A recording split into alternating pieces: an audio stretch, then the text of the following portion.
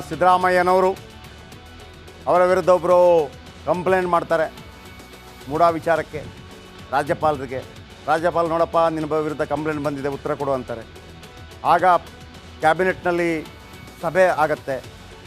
ಸಿದ್ದರಾಮಯ್ಯನವರು ಭಾಗವಹಿಸೋದಿಲ್ಲ. ಯಾಕೆಂದರೆ ತನ್ನ ಪರವಾಗಿ ಅಥವಾ ತನ್ನ ವಿಚಾರವನ್ನು ಚರ್ಚೆ ಮಾಡೋದು ನಾನಿರಬಾರ್ದು, ಸ್ವಜನ ಪಕ್ಷಪಾತ. ಅವ್ರು ಬರೋದಿಲ್ಲ ಇವತ್ತು. ಪವರ್ ಆಫ್ ಅಟರ್ನಿ ಇವರ ಮೇಲೆ ಇರುತ್ತೆ. ಡಿ ಕೆ ಶಿವಕುಮಾರ್ ಇವತ್ತಿನ ಕ್ಯಾಬಿನೆಟ್ ಡಿ ಕೆ ಶಿವಕುಮಾರ್ ನಡೆಸ್ತಾರೆ. ರಾಜ್ಯಪಾಲರು ಏನು ಕೇಳಿರ್ತಾರೆ ವರದಿ ತಿರಸ್ಕಾರ ಮಾಡ್ತಾರೆ, ಉತ್ತರ ಕೊಡಬೇಕು, ತಿರಸ್ಕಾರ ಮಾಡ್ತಾರೆ. ಈಗ ತಿರಸ್ಕಾರ ಮಾಡುವಾಗ ರಾಜ್ಯಪಾಲರಿಗೆ ಏನು ಹಕ್ಕಿದೆ ಅಂತಂದರೆ, ಒಂದೋ ಓಕೆ ತಿರಸ್ಕಾರ, ಓಕೆ ಸರಿ ಬಿಡಿ, ಇಲ್ಲ ಪ್ರಾಸಿಕ್ಯೂಷನ್ಗೆ ಅನುಮತಿ ಕೊಟ್ಟರೆ, ತನಿಖೆಗೆ ಅವಕಾಶ ಕೊಟ್ಟರೆ, ಇದೇ ಟಿ ಜೆ ಅಬ್ರಾಮ್ ಕೋರ್ಟಲ್ಲಿ ಕೇಸ್ ದಾಖಲಿಸಬೇಕಾಗುತ್ತೆ. ಕೋರ್ಟು ಕೇಸ್ ದಾಖಲಿಸ್ಕೋಬೇಕಾ ಬೇಡವಾ ಕೋರ್ಟ್ ನಿರ್ಧಾರ ಮಾಡುತ್ತೆ. ಅದು ಬೇಡ ಅಂತಂದರೆ ಏನೂ ಇಲ್ಲ. ದಾಖಲಿಸ್ಕೊಂಡ್ರೆ ಸಿದ್ದರಾಮಯ್ಯನವ್ರಿಗೆ ನೋಟಿಸ್ ಬರುತ್ತೆ. ಸಿದ್ದರಾಮಯ್ಯ ಏನು ಮಾಡಬೇಕು? ಜಾಮೀನಿಗೆ ಅರ್ಜಿ ಹಾಕಬೇಕಾಗತ್ತೆ. ಇಲ್ಲ ಸ್ವಾಮಿ ಅದು ತಪ್ಪು ಅಂತೇಳಿ ವಾದ ಮಾಡಿಸಬೇಕಾಗತ್ತೆ. ಇಲ್ಲ ಅಂತಂದರೆ ಕೋರ್ಟು ವಿಚಾರಣೆಗೆ ಬನ್ನಿ ಅಂತ ಕರೆಯುತ್ತೆ. ವಿಚಾರಣೆಗೆ ಬರುವಂಥ ಸಂದರ್ಭದಲ್ಲಿ ರಾಜೀನಾಮೆ ಕೊಡಬೇಕಾಗತ್ತೆ. ಈಗ ಸಿದ್ದರಾಮಯ್ಯ ಪರ ವಾದ ಮಾಡೋರು ಏನು ಹೇಳ್ತಿದ್ದಾರೆ? ನಿಮಗೆ ಸಿದ್ದರಾಮಯ್ಯನವರನ್ನು ಫೇಸ್ ಮಾಡೋಕ್ಕಾಗ್ತಿಲ್ಲ, ಅವರನ್ನು ಸೋಲ್ಸೋಕ್ಕಾಗ್ತಿಲ್ಲ, ಯಾವ್ಯಾವುದೋ ಕೇಸ್ ಇಟ್ಕೊಂಡು ವಾಮ ಮಾರ್ಗದಿಂದ ಸಿದ್ದರಾಮಯ್ಯನವರನ್ನು ಪದಚ್ಯುತಿಗೊಳಿಸ್ತೀರಾ? ಸಾಧ್ಯ ಇದೆಯೇ ನಿಮ್ಮಿಂದ? ಅಹಿಂದ ನಾಯಕ ಅಲ್ವ ಅವರು? ಬಿಡ್ತೀವ ನಾವು? ಅವರ ಶಾಸಕ ಒಬ್ಬರು ಹೇಳ್ತಾರೆ, ಸಿ ಎಂ ಸಿದ್ದರಾಮಯ್ಯ ವಿರುದ್ಧ ರಾಜ್ಯಪಾಲರು ತನಿಖೆಗೆ ಅವಕಾಶ ನೀಡಿದರೆ, ಸರ್ಕಾರ ಬೀಳಿಸಲು ಸಿದ್ದರಾಮಯ್ಯನವರನ್ನು ಅವಮಾನ ಮಾಡಿದರೆ, ವಾಮ ಮಾರ್ಗಕ್ಕೆ ಹೋಗಿ ಅವರನ್ನು ಮುಖ್ಯಮಂತ್ರಿ ಪಟ್ಟದಿಂದ ಕೆಳಗಿಳಿಸಿದರೆ ರಾಜ್ಯದಲ್ಲಿ ರಕ್ತ ಕ್ರಾಂತಿ ಆಗತ್ತೆ ಅಂತ ಕೈ ಶಾಸಕ ಕೆ ಎಂ ಶಿವಲಿಂಗೇಗೌಡರು ಬಾಂಬ್ ಸಿಡಿಸಿದ್ದಾರೆ. ಏನು ಹೇಳಿದ್ರು ಕೇಳಿಸ್ಕೊಳ್ಳಿ. ರಾಜ್ಯಪಾಲರ ಮುಖಾಂತರ ಮುಖ್ಯಮಂತ್ರಿಗಳ ಮೇಲೆ ಪ್ರಾಸಿಕ್ಯೂಷನ್ ತನಿಖೆ ಮಾಡ್ತಕ್ಕಂಥ ಆದೇಶವನ್ನ ಮಾಡ್ತಾರೆ ಅಂತಕ್ಕಂಥ ಸೂಚನೆ ಕೆಲವು ಮಾಧ್ಯಮಗಳ ಮುಖಾಂತರ ಮತ್ತೆ ದಟ್ಟವಾಗಿ ವರದಿ ಹಬ್ಬಿತ್ತು. ಅದಕ್ಕೋಸ್ಕರ ನಾವು ಈಗಲೇ ಮುನ್ನೆಚ್ಚರಿಕೆ ಕೊಡ್ತಕ್ಕಂಥ ರಾಜ್ಯಪಾಲರಿಗೆ ಮತ್ತು ಕೇಂದ್ರ ಸರ್ಕಾರ ಬಿಜೆಪಿ ಸರ್ಕಾರಕ್ಕೆ ಇಡಿಯನ್ನು ಉಪಯೋಗಿಸ್ಕೊಂಡು ನೀವೇನಾದ್ರೂ ಈ ರೀತಿ ಅನ್ಯ ಮಾರ್ಗಕ್ಕೆ ಇಳಿದ್ರೆ ಕರ್ನಾಟಕ ರಾಜ್ಯದಲ್ಲಿ ರಕ್ತ ಕ್ರಾಂತಿ ಆಗತ್ತೆ ಅಂತಕ್ಕಂಥ ಎಚ್ಚರಿಕೆಯನ್ನು ಅವ್ರಿಗೆ ಕೊಡಿ. ಓಕೆ, ಇಷ್ಟೆಲ್ಲ ಆಯ್ತಲ್ಲ, ಏನಾಗ್ಬೋದು ಮುಂದೆ? ಸಿದ್ದರಾಮಯ್ಯ ರಾಜೀನಾಮೆ ಕೊಡ್ಬೋದಾ? ಸಿದ್ದರಾಮಯ್ಯ ಅರೆಸ್ಟ್ ಆಗ್ಬೋದಾ? ಸಿದ್ದರಾಮಯ್ಯರಿಗೆ ಬಚಾವಾಗೋದಕ್ಕೆ ಅವಕಾಶನೇ ಇಲ್ವಾ? ನೀವು ಹೇಳ್ಬೋದು ಇವರನ್ನು ಸಿಕ್ಕಿಸ್ತಾ ಇದ್ದಾರೆ. ಅವಕಾಶ ಇದೆ ಸಿಕ್ಕಿಸೋದಕ್ಕೆ ನಿಮ್ಮನ್ನು. ಈಗ ಯಡಿಯೂರಪ್ಪನವರು ಕೂಡ ಕೊನೆಗೆ ಸಿಕ್ಕಿ ಕ್ಲೀನ್ ಚಿಟ್ಟಾಗಿ ಹೊರಗೆ ಬಂದರು. ಆದರೆ ಅಷ್ಟು ದಿನ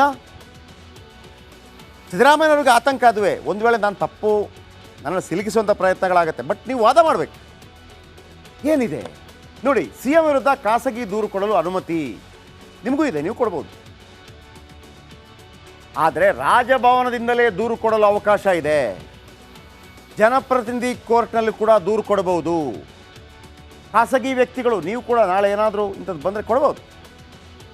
ಖಾಸಗಿ ವ್ಯಕ್ತಿಗಳು ಸಿ ಎಂ ವಿರುದ್ಧ ದೂರು ಕೊಡ್ಬೋದು. ಆದರೆ ನೀವು ಕೊಟ್ಟ ದೂರನ್ನು ಕೋರ್ಟು ಪ್ರಕರಣವನ್ನು ದಾಖಲಿಸ್ಕೊಳ್ಬೇಕು ಅಂತಿಲ್ಲ. ನೀವು ಕೊಟ್ಟ ತಕ್ಷಣ ಪ್ರಜೆಗಳು ತಗೊಳ್ಳಿ, ಹಂಗೆಲ್ಲ ಆಗಲ್ಲ. ಅದೇ ಇಷ್ಟ ಕೋರ್ಟದ್ದು. ಕೋರ್ಟ್ ಅರ್ಥ ಮಾಡ್ಕೊಳ್ಳುತ್ತೆ. ಪ್ರಕರಣ ದಾಖಲಿಸ್ಕೊಳ್ಬಹುದು, ದಾಖಲಿಸಿಕೊಳ್ಳದೇ ಇರ್ಬೋದು. ದಾಖಲಿಸಿಕೊಂಡ್ರೆ ಸಿ ಎಂಗೆ ನೋಟಿಸ್ ಜಾರಿ ಮಾಡುತ್ತೆ ಕೋರ್ಟ್. ಈಗ ಪ್ರಾಸಿಕ್ಯೂಷನ್ಗೆ ಅನುಮತಿ ಕೊಟ್ಟರು ಅಂತ ಇಟ್ಕೊಳ್ಳಿ, ಏನಾಗುತ್ತೆ? ನಂತರ ಕೋರ್ಟ್ಗೆ ಹೋಗುತ್ತೆ. ನೋಡಿ, ಸಿದ್ದರಾಮಯ್ಯನವ್ರಿಗೆ ಕೋರ್ಟ್ ಪ್ರಕರಣ ದಾಖಲಿಸ್ಕೊಳ್ಳೋದಿಲ್ವೋ ಕೋರ್ಟ್ ಡಿಸೈಡ್ ಮಾಡುತ್ತೆ. ಸಮ್ಟೈಮ್ಸ್ ತೆಗೆದು ಬಿಸಾಕ್ಬೋದು, ಸರಿ ಇಲ್ಲ ಇದು ಅಂತೇಳಿ. ಸಮ್ಟೈಮ್ಸ್ ಪ್ರಕರಣ ದಾಖಲಿಸ್ಕೊಳ್ಬೋದು. ಸಿದ್ದರಾಮಯ್ಯನವ್ರಿಗೆ ನೋಟಿಸ್ ಕೊಡ್ಬೋದು. ಆಗೇನು ಮಾಡಬೇಕು ಸಿದ್ದರಾಮಯ್ಯ ಮುಂದೆ ಎರಡು ಆಯ್ಕೆ ಇರುತ್ತೆ. ಏನು? ಸಿ ಎಂ ಸಿದ್ದರಾಮಯ್ಯ ಜಾಮೀನಿಗೆ ಅರ್ಜಿ ಹಾಕಬೇಕು, ನಂಬರ್ 1. 2011ರಲ್ಲಿ ಬಿ ಎಸ್ ಯಡಿಯೂರಪ್ಪ ಮಾಡಿದ್ದು ಇದನ್ನೇ. ಅಥವಾ ಪ್ರಕರಣ ದಾಖಲಿಸಿಕೊಳ್ಳೋದಕ್ಕೆ ಅರ್ಹವಲ್ಲ ಸ್ವಾಮಿ, ಇದು ಪ್ರಕರಣ ದಾಖಲು ಮಾಡಿಕೊಳ್ಳೋದಕ್ಕೆ ಅರ್ಹ ಅಲ್ಲ, ನಾನು ಕೂಡ ಡಾಕ್ಯುಮೆಂಟ್ ಕೊಡ್ತೀನಿ, ನಂದೇನೂ ತಪ್ಪಿಲ್ಲ, ಆಯಾಯ ಕಾಲಕ್ಕೆ ಆಯಾಯ ಡ್ಯಾಶ್ ಆಗಿದೆ, ಸಿದ್ದರಾಮಯ್ಯ ವಾದ ಮಾಡ್ಬೋದು. ಆಮೇಲೆ ಇನ್ನೊಂದು ಮಾತು ಹೇಳ್ಬೋದು, ನೀವು ಈ ಕೇಸ್ ತಗೊಳ್ಬೇಡಿ ಮಹಾಪ್ರಭುಗಳೇ, ನ್ಯಾಯಾಲಯ ಈ ಕೇಸ್ ತಗೊಳ್ಬಾರ್ದು. ಯಾಕೆ ಅಂತಂದರೆ ಈಗಾಗಲೇ ಮೂಡಾ ಪ್ರಕರಣದ ಬಗ್ಗೆ ನಿವೃತ್ತ ನ್ಯಾಯಾಧೀಶರ ನೇತೃತ್ವದಲ್ಲಿ ತನಿಖಾ ಆಯೋಗ ಕೆಲಸ ಮಾಡ್ತಾ ಇದೆ. ಅವರೇನೋ ತಪ್ಪು ಅಂತ ಹೇಳಿ ನೋಡೋಣ, ನೀವು ಯಾಕೆ ಮಧ್ಯಕ್ಕೆ ಬರ್ತೀರಿ ಅನ್ನೋ ರೀತಿ. ಈಗಾಗಲೇ ತನಿಖಾ ಆಯೋಗ ರಚನೆ ಮಾಡಿದೆ ಸರ್ಕಾರ ಅಂತೇಳಿ ವಾದ ಮಾಡ್ಬೋದು. ಕೋರ್ಟ್ನಲ್ಲಿ ವಿಚಾರಣೆ ಅನಗತ್ಯ ಅಂತ ವಾದ ಮಾಡ್ಬೋದು. ಕೋರ್ಟ್ ಆದರೆ ಒಂದು ವೇಳೆ ಕೋರ್ಟ್ ಹೌದಾ ವಿಚಾರಣಾಯೋಗ ಮಾಡಿದ್ದೀರಾ ನೀವು, ಹಾಗಿದ್ರೆ ಬೇಡ, ವಿಚಾರಣಾಯೋಗ ಕ್ಲೀನ್ ವರದಿ ಕೊಡಲಿ, ಇಷ್ಟು ದಿನದೊಳಗೆ ಕೊಡಲಿ ಅಂತ ಕೋರ್ಟ್ ಹೇಳಿದರೆ ಏನು ಮಾಡೋಕ್ಕಾಗಲ್ಲ. ಆದರೆ ಕೋರ್ಟ್ ಪ್ರಕರಣ ದಾಖಲಿಸಿಕೊಂಡರೆ ಸಿದ್ದರಾಮಯ್ಯನವರಿಗೆ ಒಂದು ತಲೆನೋವು ಇರುತ್ತೆ. ಸಿ ಎಂ ಸ್ಥಾನದಲ್ಲಿ ಸಿದ್ದರಾಮಯ್ಯ ಮುಂದುವರಿಯೋದು ಅಷ್ಟು ಈಸಿ ಅಲ್ಲ. ಮತ್ತೊಮ್ಮೆ ಹೇಳ್ತಾ ಇದ್ದೀನಿ, ರಾಜ್ಯಪಾಲರು ಕೇಳಿದರು, ನೋಡ್ರಪ್ಪ ನಿನ್ನ ವಿರುದ್ಧ ದೂರು ಬಂದಿದೆ ಸಿದ್ದರಾಮಯ್ಯನವರೇ, ನಿಮ್ಮ ವಿರುದ್ಧ ದೂರು ಬಂದಿದೆ. ಸಿ ಎಂ ಸಿದ್ದರಾಮಯ್ಯ ಯಾರು?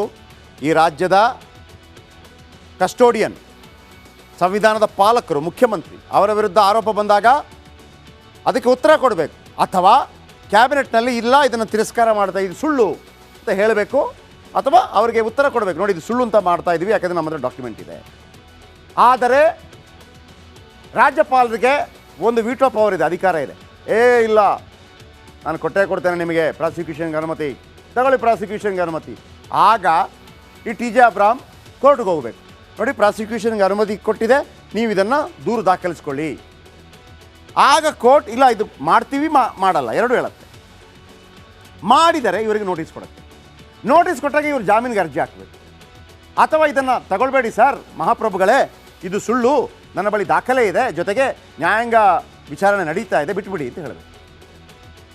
ಆದರೆ ಬಿಟ್ಟುಬಿಟ್ರೆ ಓಕೆ ಸೇಫ್. ಆದರೆ ಕೋರ್ಟ್ ಕೇಸ್ ದಾಖಲಿಸಿಕೊಂಡರೆ ಮೊಂಡತನ ಪ್ರದರ್ಶಿಸ್ಬೋದು, ಅದು ಬೇರೆ ವಿಚಾರ. ಆದರೆ ಉನ್ನತ ಮಟ್ಟದಲ್ಲಿರುವ ನಾಯಕರು ಅದನ್ನೆಲ್ಲ ಮಾಡಲ್ಲ, ಸಿದ್ದರಾಮಯ್ಯನಂತವರೆಲ್ಲ ಮಾಡೋಕ್ಕೆ ಬರಲ್ಲ. ಇದು ಸಾಂವಿಧಾನಿಕ ಮತ್ತು ನೈತಿಕತೆಯ ಪ್ರಶ್ನೆ ಉದ್ಭವ ಆಗುತ್ತೆ. ಏನಪ್ಪ ಉಳಿದವ್ರಿಗೆ ಎಲ್ಲ ಆರೋಪ ಬಂದಾಗ ರಾಜೀನಾಮೆ ಕೊಡಿ ಅಂದವರು ನಿಮ್ಮ ವಿರುದ್ಧ ಆರೋಪ ಬಂದಾಗ ಕೊಡಲ್ಲ ಅಂತಂದರೆ ಹೆಂಗೆ ಅಂಥೇಳಿ ಒಂದು ರೀತಿಯಲ್ಲಿ ಅಲ್ಲಲ್ಲಿ ಗುಸುಗುಸು ಇದು ಮನುಷ್ಯರಿಗೆ ತಡ್ಕೊಳಕ್ಕಾಗಲ್ಲ. ನಾನು ಏನು ನನ್ನ ಬಗ್ಗೆ ಹಿಂಗೆ ಮಾತಾಡ್ತಿದ್ದಾರೆ, ಅದೇ ನೈತಿಕತೆ ಅಂದರೆ ಅದುವೇ, ಬೇರೆ ಏನಿಲ್ಲ. ಏನು ನೈತಿಕತೆ ಅಂತಂದರೆ ಮೂರು ಬಿಟ್ಟವರು ಊರಿಗೆ ದೊಡ್ಡವರಿಂದ ಗಾದೆ ಹೇಳ್ತೀವಲ್ಲ, ಹಾಗೆ ಡೋಂಟ್ ಕೇರ್ ಮಾಡಿದವನು ಡೋಂಟ್ ಕೇರ್. ಆದರೆ ಸಿದ್ದರಾಮಯ್ಯನವರು ಅಂತ ಹಂಗಲ್ಲ. ಸಿದ್ದರಾಮಯ್ಯ ಸಿದ್ಧಾಂತಬದ್ಧವಾಗಿ ಬದುಕಿದಂಥವರು. ಅವರ ಮೇಲೆ ಏನೇ ವಾದ ವಿವಾದ ಆರೋಪ ಪ್ರತ್ಯಾರೋಪ ಮಾಡಿದ್ರು ಕೂಡ ಅವರು ಎಲ್ಲೂ ಕೂಡ ತಮ್ಮ ಬಿಳಿ ಬಟ್ಟೆಯಲ್ಲಿ ಯಾವತ್ತೂ ಕೂಡ ಒಂದು ಅದಕ್ಕೆ ಒಂದು ಕಪ್ಪು ತಾಕಿಸಿಕೊಂಡವರಲ್ಲ.